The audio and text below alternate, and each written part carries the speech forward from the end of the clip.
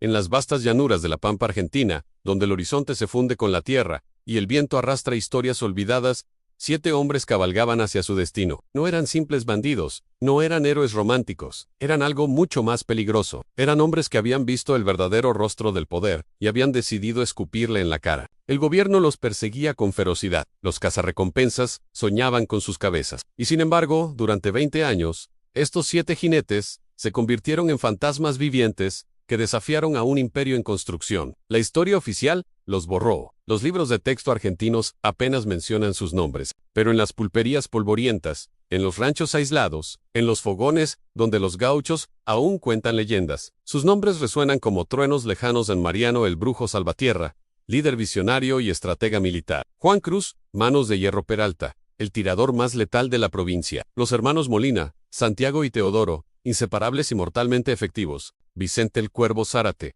rastreador legendario que podía seguir huellas sobre piedra. Ramón Ibarra el poeta, el cerebro educado del grupo. Y finalmente, el joven Julián Acosta, apenas 16 años cuando se unió a ellos, destinado a ser el único sobreviviente que contaría su historia. ¿Qué convierte un hombre común en un fuera de la ley? ¿La injusticia? ¿La desesperación? ¿O simplemente la negativa absoluta a arrodillarse ante la tiranía? Durante dos décadas, estos 7 hombres robaron a los ricos, desafiaron a militares corruptos y protegieron a los desposeídos. El gobierno de Buenos Aires puso sobre sus cabezas la recompensa más alta de la historia argentina, hasta ese momento en 10,000 pesos de oro, por cada uno, muerto o vivo. Pero había algo que el gobierno no sabía. Estos 7 hombres no actuaban solo por venganza o codicia. Guardaban un secreto que podía destruir las fortunas de las familias más poderosas de Argentina. Un secreto por el cual estaban dispuestos a morir. Un secreto que eventualmente los mataría a casi todos. Esta es la historia verdadera de los 7 fuera de la ley de la Pampa Nu. Una historia de sangre, honor, traición y oro. Una historia que el gobierno argentino intentó enterrar para siempre. Bienvenidos amigos a un capítulo oscuro y fascinante de la historia argentina que pocos conocen. Soy tu nombre, y hoy vamos a adentrarnos en las pampas del siglo XIX, cuando Argentina apenas estaba consolidándose como nación, y la ley era algo que se escribía con pólvora y sangre. Esta no es una historia inventada, no es ficción romántica, es la crónica real, de 7 hombres que se convirtieron en la pesadilla del gobierno argentino durante 20 años. Antes de comenzar, quiero pedirte un favor. Si esta historia te atrapa, si quieres conocer más relatos históricos ocultos de América Latina, dale like a este video y suscríbete al canal. Activa la campanita porque cada semana traigo historias que no encontrarás en los libros de historia oficiales. Y aquí va algo importante, déjame un comentario diciéndome desde qué ciudad o país nos estás viendo. Me encanta saber que estas historias cruzan fronteras y llegan a hermanos de toda Latinoamérica y España. ¿Nos ves desde Buenos Aires? ¿Desde Ciudad de México? ¿Desde Madrid? ¿O Bogotá? Escríbelo abajo. Formemos una comunidad de verdaderos amantes de la historia. La historia que estás por escuchar ocurrió entre 1865 y 1885, 2 décadas turbulentas en Argentina. El país acababa de salir de guerras civiles devastadoras. La llamada conquista del desierto estaba exterminando a las poblaciones indígenas. Las tierras de la Pampa se repartían entre oligarcas porteños, mientras los gauchos y campesinos perdían todo. En ese contexto de injusticia brutal, nacieron los 7 fuera de la ley, hombres ordinarios empujados a lo extraordinario por un sistema que no les dejó otra opción que rebelarse o morir. Prepárate para conocer sus nombres, sus crímenes, sus códigos de honor y sobre todo, el secreto que los convirtió en los hombres más buscados de Argentina. Nuestra historia comienza en 1865, en el pequeño pueblo de Victórica. La Pampa. Mariano Salvatierra tenía 32 años y era respetado como capataz de la estancia, La Magdalena, propiedad de don Fermín Alcorta, uno de los terratenientes más poderosos de la región. Mariano no era un hombre educado, pero poseía algo más valioso: la lealtad inquebrantable de los gauchos que trabajaban bajo su mando. Había luchado en las guerras civiles, conocía el manejo de las armas, y tenía esa cualidad rara de hacer que los hombres lo siguieran sin cuestionarlo. Todo cambió una tarde de marzo cuando llegaron a la estancia los topógrafos del gobierno. En realidad, eran enviados de familias oligárquicas porteñas, con documentos falsificados que reclamaban miles de hectáreas, incluyendo las tierras donde gauchos y pequeños propietarios habían vivido por generaciones. Don Fermín Alcorta, enfrentando deudas de juego en Buenos Aires, había vendido secretamente la estancia completa. Los nuevos dueños tenían órdenes del gobierno en desalojar a todos los ocupantes en 48 horas. Mariano intentó negociar,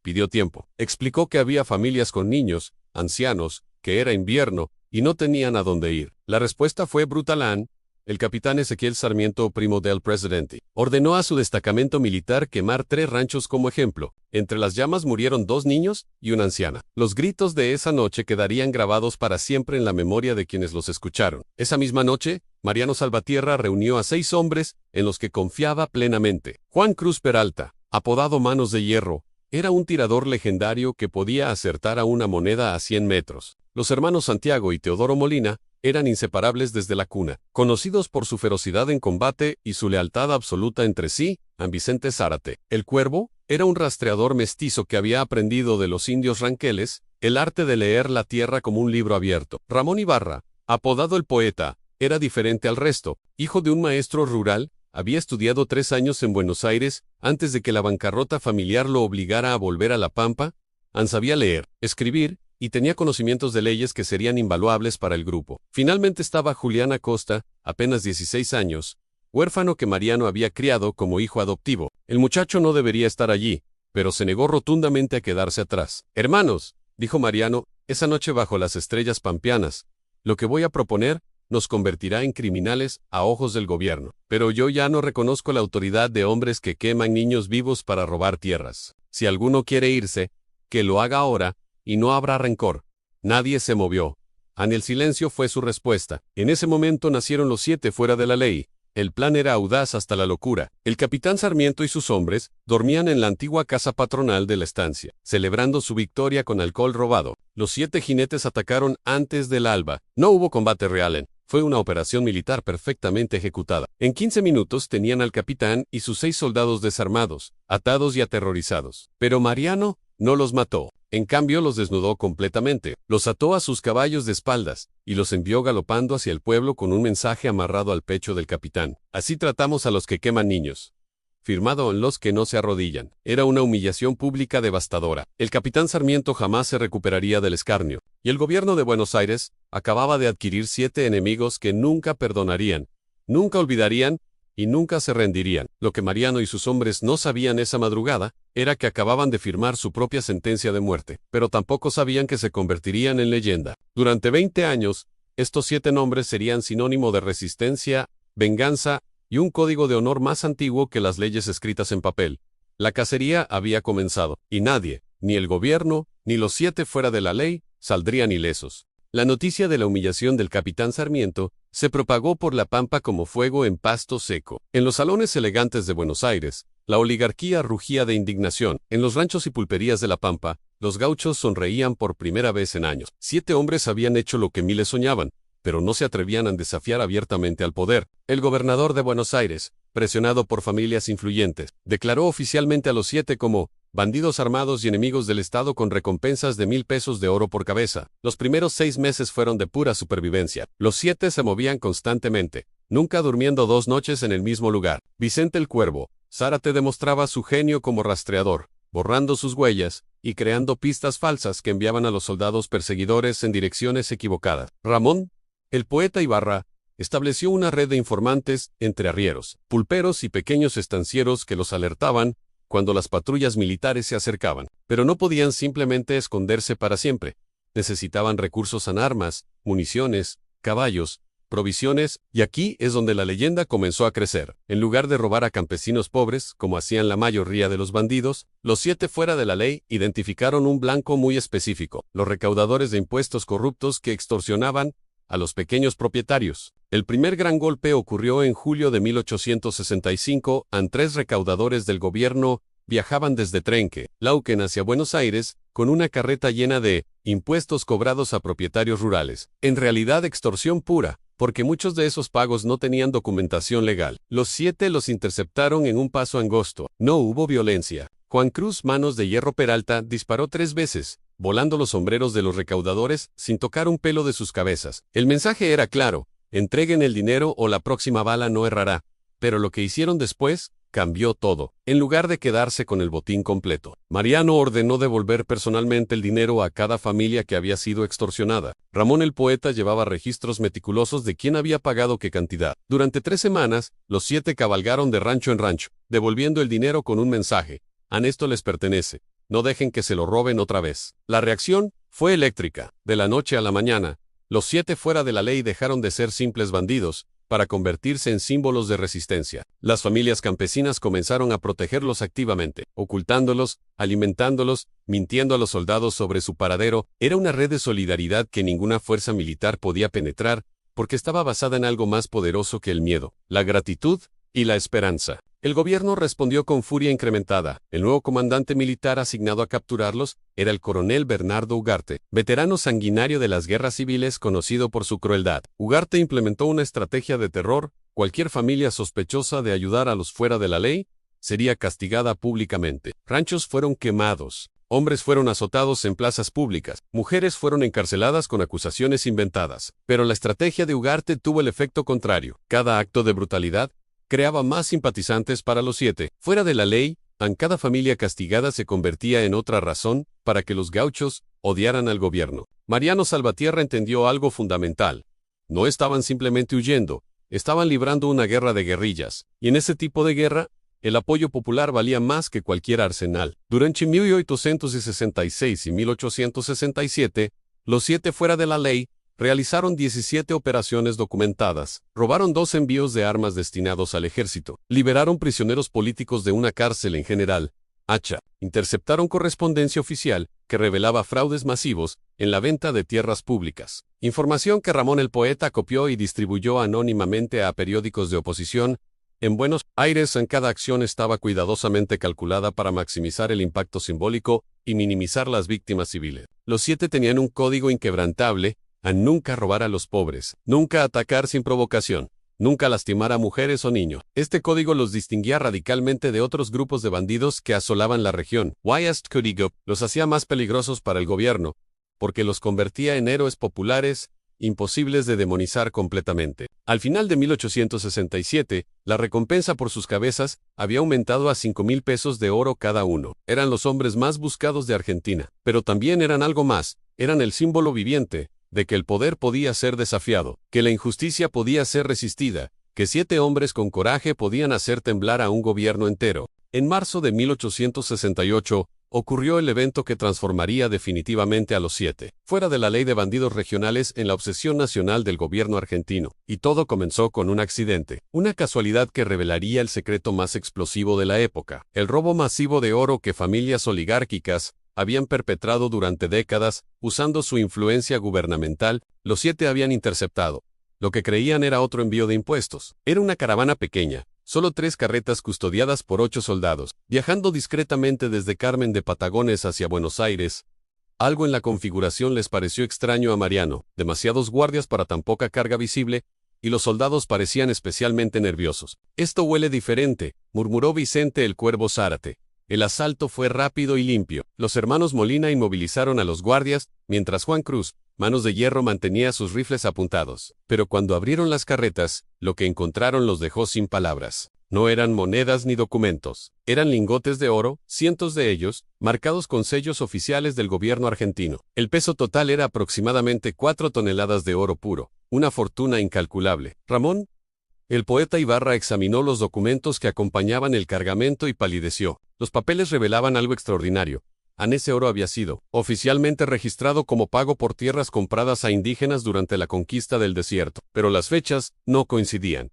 Las firmas eran falsificadas. Las tierras mencionadas habían sido simplemente tomadas por la fuerza, nunca compradas. Ese oro no iba a pagar ninguna tierra. Era simplemente robo gubernamental directo de las arcas nacionales, orquestado por una red de políticos y oligarcas. «Hermanos», dijo Mariano después de leer los documentos, «acabamos de encontrar algo por lo que nos matarán sin dudarlo. Este oro muestra que los hombres más poderosos de Argentina son ladrones peores que cualquier bandido de la Pampa. La decisión que tomaron esa noche cambiaría todo. No venderían el oro, lo esconderían, y usarían los documentos como seguro de vida». Durante 2 semanas, los 7 trabajaron como esclavos cavando un escondite elaborado en un lugar conocido solo por ellos, en algún punto remoto de la Pampa. Vicente el Cuervo seleccionó un sitio que solo él podría encontrar nuevamente, usando referencias naturales que cambiarían con las estaciones, haciéndolo imposible de localizar para extraños. Enterraron el oro en múltiples cámaras separadas, por si acaso alguna era descubierta. Pero Ramón el Poeta hizo algo más inteligente aún. Copió meticulosamente todos los documentos comprometedores. Creó 5 copias completas y las escondió en diferentes ubicaciones. Luego envió una carta anónima a 3 periódicos de oposición en Buenos Aires, y Córdoba con información parcial del fraude, suficiente para crear escándalo, pero no tanto como para revelar que tenían las pruebas completas. La reacción del gobierno fue de pánico absoluto. En cuestión de días, la recompensa por los 7 fuera de la ley aumentó de 5,000 a 10,000 pesos de oro por cabeza, pero más importante aún, la naturaleza de la persecución cambió radicalmente. Ya no se trataba simplemente de capturar bandidos, se trataba de eliminar testigos de un crimen gubernamental masivo. Los querían muertos, no vivos. Los vivos podían hablar. El coronel Ugarte fue reemplazado por alguien aún más despiadado. En mayo, era Sebastián Quiroga, exagente de inteligencia militar conocido por sus métodos de tortura durante las guerras civiles. Quiroga trajo consigo un escuadrón especializado de 25 hombres, los mejores rastreadores y tiradores del ejército argentino. Su misión no era arrestar a los 7 fuera de la ley, era exterminarlos. Pero Quiroga no contaba con algo en los 7.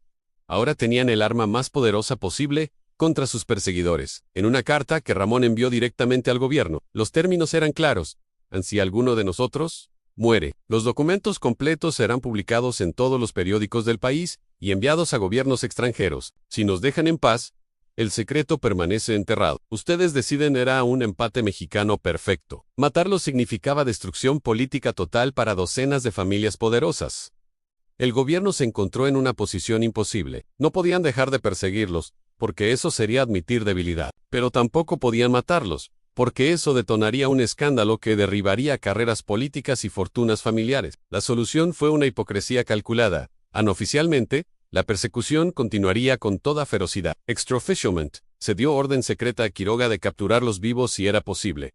Y, si no, asegurarse de que los documentos fueran recuperados antes de cualquier ejecución. Esta situación absurda convertiría los siguientes años en un juego mortal de gato y ratón, donde ambos lados tenían razones para no terminar el juego completamente. Los 7 fuera de la ley habían pasado de ser simples bandidos a ser los guardianes de un secreto que mantenía a la oligarquía argentina despierta por las noches. Y ese secreto los mantendría vivos mucho más tiempo del que nadie hubiera imaginado. Los años entre 1870 y 1878 fueron los más intensos en la saga de los 7. Fuera de la ley, a la persecución constante, las emboscadas, los enfrentamientos y la vida en constante movimiento comenzaron a cobrar su precio. Pero lo que finalmente rompería al grupo no vendría de afuera, sino de adentro, y comenzaría con el más joven de ellos, Julián Acosta. Julián, quien se había unido al grupo con apenas 16 años, ahora tenía 23 y estaba enamorado. Su prometida era Lucía Mendoza, hija de un pulpero que simpatizaba con los fuera de la ley. Lucía quedó embarazada en 1871, y Julián enfrentó una decisión desgarradora: continuar como fugitivo sin futuro o intentar construir una vida para su familia. Mariano, quien lo amaba como hijo, lo entendió. Vete, muchacho, venten a tu hijo. Nosotros seguiremos. Pero Julián cometió un error fatal. Confió en el Mayo R. Quiroga, cuando éste le ofreció secretamente un trato. Si revelaba los escondites habituales del grupo, recibiría amnistía completa y dinero para comenzar nueva vida. Quiroga prometió que solo quería capturarlos, no matarlos. Julián, desesperado por ser padre y esposo, creyó. En octubre de 1871, los 7 fuera de la ley cayeron en una emboscada perfectamente planeada, en un cañón, cerca de Salinas Grandes. La trampa era mortal. 50 soldados los esperaban en posiciones elevadas. El grupo estaba acorralado sin posibilidad de escape. Mariano Salvatierra entendió inmediatamente lo que había pasado. «Nos traicionaron», gritó mientras las balas silbaban. Pero su instinto de supervivencia y su genio táctico salvaron la situación. Ordenó una carga frontal suicida hacia la única posición débil del cerco, sacrificando sus caballos como escudos móviles. Santiago Molina murió en esa carga, con 3 balazos en el pecho. Fue el primero de los 7 en caer. Su hermano Teodoro, enloquecido de dolor, volvió atrás contra las órdenes de Mariano, intentando recuperar el cuerpo de Santiago. 2 balas lo alcanzaron en el estómago y la pierna. Vicente el Cuervo Zárate regresó cabalgando a rescatarlo bajo fuego intenso, logrando sacar a Teodoro herido, pero dejando el cuerpo de Santiago atrás. Fue la única vez en sus vidas que abandonaron a un compañero caído. Los 5 sobrevivientes escaparon por un desfiladero que Vicente conocía, pero Teodoro Molina estaba muriendo. Las heridas eran demasiado graves. Pasaron 3 días agonizantes en una cueva escondida, mientras Teodoro deliraba de fiebre e infección. En su último momento de lucidez, miró a Mariano y susurró: «Cuida de mi hermano», refiriéndose al espíritu de Santiago. Murió esa noche. Ahora eran 5, lo peor vino después. A través de su red de informantes, descubrieron la verdad. Julián Acosta los había vendido. La traición no venía de un enemigo externo, sino de uno de los suyos, del muchacho que Mariano había criado como hijo. El dolor de esta revelación fue peor que cualquier herida física. Juan Cruz, Manos de Hierro Peralta, quería matar inmediatamente a Julián. Es la ley de la Pampa. La traición se paga con sangre. Pero Mariano, sorprendentemente, se negó. Ya nos quitó 2 hermanos. ¿No le daremos también nuestra humanidad? Que viva con lo que hizo. Era una sentencia más cruel que cualquier bala. Julián Acosta viviría, pero viviría sabiendo que había matado a Santiago y Teodoro Molina. Viviría con ese peso hasta su último día. Y efectivamente lo hizo. Los registros históricos muestran que Julián se volvió alcohólico, su matrimonio se destruyó y murió solo en 1903. Susurrando nombres que nadie más entendía, los 5 supervivientes se volvieron más duros, más cautelosos y más letales. La emboscada de 1871 les enseñó que no podían confiar en nadie fuera de ellos mismos. Ramón, el poeta Ibarra, destruyó toda su red de informantes, asumiendo que cualquiera podía ser comprado. A partir de entonces, operarían en total aislamiento, confiando únicamente en las habilidades de Vicente, el Cuervo, para mantenerse un paso adelante de los perseguidores. Durante los siguientes 7 años, entre 1871 y 1878, los 5 fuera de la ley, Seomo, ahora se les conocía volvieron fantasmas aún más esquivos. Realizaron menos operaciones, pero más audaces. Un asalto a un tren que transportaba fondos militares, la liberación de presos políticos de una cárcel en Santa Rosa, la quema de documentos fraudulentos de títulos de propiedad, en una oficina gubernamental, en Trenc, Lauquen. Pero el tiempo era implacable. Ya no eran los jóvenes vigorosos de 1865, a Mariano tenía 45 años, con cicatrices de docenas de enfrentamientos. Juan Cruz comenzaba a perder visión en su ojo derecho por una herida vieja mal curada. Vicente el Cuervo cojeaba de una pierna quebrada que nunca sanó correctamente. Ramón, el poeta, tosía sangre, probablemente tuberculosis. Todos sabían que el tiempo se agotaba. La pregunta era, ¿cómo terminaría? El final llegó en el otoño de 1885, 20 años después de aquella primera noche, cuando 7 hombres decidieron no arrodillarse. Para entonces, los 5 fuera de la ley eran más mito que realidad. Nuevas generaciones de soldados los perseguían sin haberlos visto jamás. El Mayo Ere Quiroga había muerto años atrás de un derrame cerebral. El país había cambiado radicalmente, pero ellos seguían allí, testigos vivientes de una era que el progreso quería olvidar. En marzo de 1885, Ramón el poeta Ibarra finalmente sucumbió a la tuberculosis que lo había estado consumiendo durante años. Murió en los brazos de Mariano, en una cueva en las sierras del Iguequelao, tosiendo sangre hasta el final. Sus últimas palabras fueron versos de Martín Fierro, el poema épico gaucho, que había sido publicado años antes y que parecía contar su propia historia. Ahora eran 4. 2 meses después, en mayo, Vicente el Cuervo Zárate desapareció. Simplemente no regresó de una misión de reconocimiento. Mariano y Juan Cruz lo buscaron durante 3 días hasta encontrar señales de lucha y sangre seca. El rastro llevaba hacia un campamento militar. Vicente, el mejor rastreador de la Pampa, había sido finalmente atrapado. Nunca supieron si murió en la captura o fue ejecutado después. Su cuerpo nunca fue encontrado. Ahora eran 3. En agosto de 1885, Juan Cruz, Manos de Hierro Peralta, tomó una decisión. Miró a Mariano y le dijo, hermano, tengo 53 años, estoy medio ciego, a mis manos tiemblan, ya no puedo disparar como antes. No seré carga para ustedes. Antes de que Mariano pudiera protestar, Juan Cruz se montó en su caballo y cabalgó solo hacia una patrulla militar de 15 hombres que habían localizado a lo lejos. Lo que sucedió después se convirtió en leyenda. Juan Cruz Peralta cabalgó directamente hacia los soldados, su rifle en alto, gritando su propio nombre. Los soldados, atónitos, lo rodearon. Él disparó 6 veces, con esas manos temblorosas, matando a 2 soldados e hiriendo a 3 más, antes de que 20 balas lo derribaran. Murió instantáneamente, de pie junto a su caballo, con el rifle todavía humeante en sus manos. Los soldados, cuenta la leyenda, no celebraron. Simplemente enterraron a Juan Cruz Peralta con honores militares, reconociendo al guerrero que había sido. Ahora eran 2 a Mariano. El brujo Salvatierra quedó solo. De los 7 originales, solo él permanecía. Tenía 52 años, estaba agotado, herido y completamente solo, en una pampa que ya no reconocía. Las vías del ferrocarril cruzaban tierras que antes eran silvestres. Ciudades nuevas brotaban donde antes había solo horizonte. La Argentina que había combatido estaba ganando, y él era el último vestigio de un mundo moribundo. En octubre de 1885, Mariano hizo algo que nadie esperaba. Encabalgó solo hasta el pueblo de General H, y se entregó, pero no se entregó al ejército. se entregó al periódico local. Durante 3 días dictó su historia completa a un periodista joven llamado Emilio Martínez. Contó todo a los crímenes del gobierno, el oro robado, la traición de Julián, la muerte de sus hermanos. Y finalmente, reveló la ubicación de los documentos que probaban el fraude masivo de la oligarquía. El gobierno entró en pánico total. Antes de que el periódico pudiera publicar la historia, soldados irrumpieron en la imprenta, confiscaron todos los escritos y arrestaron al periodista. Pero Mariano había anticipado esto. Había enviado copias de todo a periódicos en Buenos Aires, Córdoba, Rosario y Montevideo. La historia explotó en todos los diarios del Río de la Plata simultáneamente. El escándalo fue devastador. 3 ministros renunciaron. 4 familias oligárquicas perdieron fortunas cuando sus fraudes fueron expuestos. El presidente enfrentó intentos de juicio político, y Mariano Salvatierra, el último de los 7 fuera de la ley, se convirtió en el hombre más famoso de Argentina. Pero extrañamente, nunca fue juzgado. El gobierno no podía llevarlo a juicio sin que toda la corrupción fuera expuesta en audiencia pública. Y así termina la historia real de los 7 fuera de la ley de la Pampa.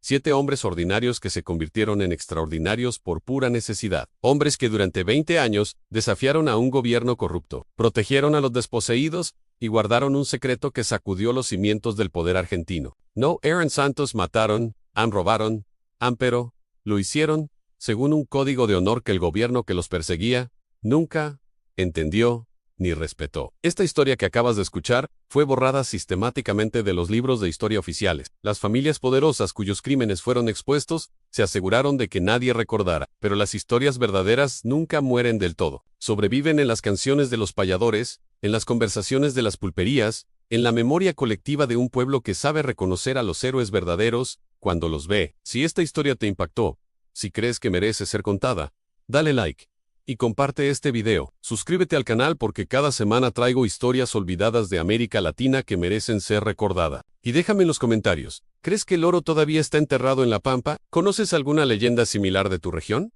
Cuéntame desde qué ciudad o país nos estás viendo. Hasta la próxima historia, amigos. Y recuerden, algunos hombres prefieren morir de pie que vivir de rodillas.